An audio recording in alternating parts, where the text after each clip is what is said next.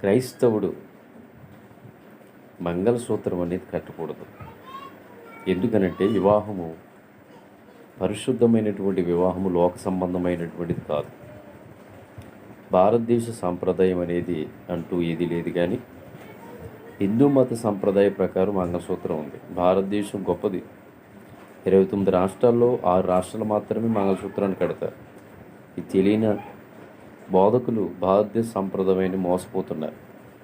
కాబట్టి పరిశుద్ధ వివాహాన్ని పరిశుద్ధంగా జరిగించడం అది మీకు మంచిది. 500 పెళ్ళి 1000 పెళ్ళి చేశాను అంటారు, కానీ నిజంగా చెప్పండి, మీరు చేసిన వివాహాల్లో దేవుని ఆత్మ దిగి వచ్చిన వివాహాలు ఎన్ని ఉన్నాయి? పరిశుద్ధ వివాహాన్ని పరిశుద్ధంగా చేయగలిగారా? కాబట్టి చెప్పుకోవడానికి యాడ్లు ఇచ్చుకోవడానికి బాగుంటుంది, కానీ దేవుని చిత్తానికి పూర్తి వ్యతిరేకం. ఆచారాలు సంప్రదాయాలు కూలగొట్టి దేవుని చిత్తం కట్టండి. మనుషుల పద్ధతులు పట్టుకొచ్చి దేవుని వాక్యాన్ని కలపకుండా దేవుని వాక్కు చేత వివాహం చేయండి.